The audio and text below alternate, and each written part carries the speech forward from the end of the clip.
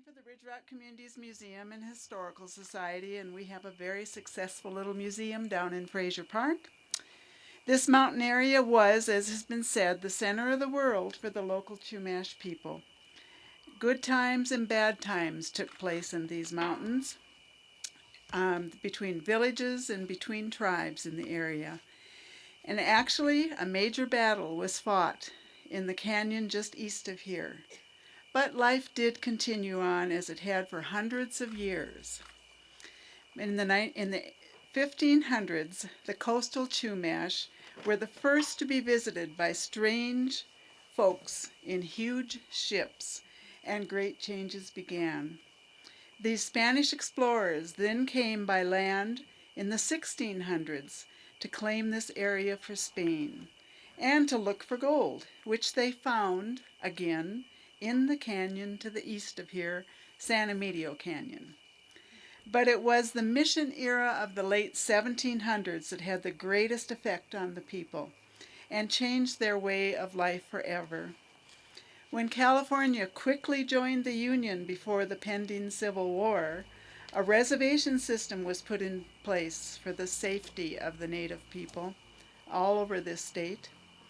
For the mountain area, a reservation was located at the base of Grapevine Canyon and reached again from San Emilio Canyon, just east of here, all along the foothills of the great San Joaquin Valley to Tejon Canyon.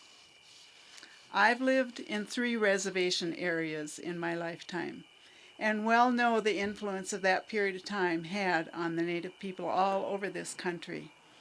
The first was growing up next to the White Earth Indian Reservation in northern Minnesota and the Chippewa people, now called the Anishinaabe, as they have gone back to their original name.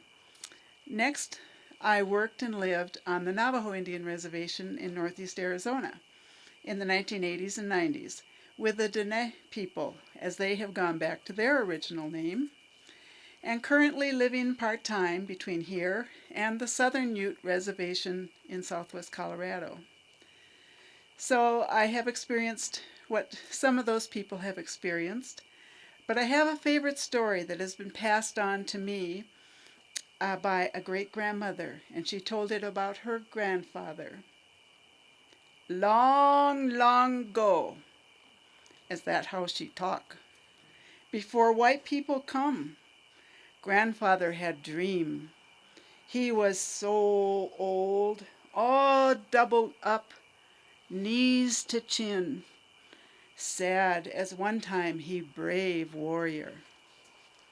Grandfather say, "White rabbit come."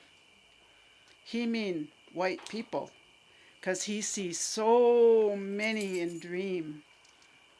White rabbit going to devour our grass, our seed, our living. We not have nothing no more. Big elk with straight horn come with white rabbit. I think he mean cattle. 'Nother animal, bigger than deer, but round feet, got hair on neck. I think he mean horse. Auntie say, "Father, you out of your head. Don't say that way." He say, "Daughter, I not crazy. You young people going to see." Our people come long way listen him dreams. He dream when say this very every day he say this dream. Grandfather say, "There going to be big canoe run around on the grass. Carry white people's things. Those white rabbit got lots of things." "How canoe gonna run round on dry ground?" we ask him. "Don't know," he say, "just run that way." I think he means wagon. My grandfather never lived to see white people, just dreaming every night about them. Our people come long way and listen to him dreams. One day grandfather couldn't get up. He say, I gone to leave you today. I used to be good hunter, killed deer and bear and elk, soon die and speak no more. Nighttime he die. In morning they tie him up in deerskin with grass rope, sitting up, chin to knees.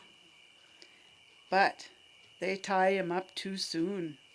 He roll over and come back. Scare everybody. Grandfather say, I want water. That's why I come back. He drink lots water. Then he dead again. Our people dig big hole, put in branches and bush and brush, put grandfather in the hole and burn all to ashes. So I think he was dead that time. They covered the hole. He go where people go when dead. Then white people come, want our land, want destroy us, burn our baskets, break our pounding rock, destroy our ropes. Nothing left of old way.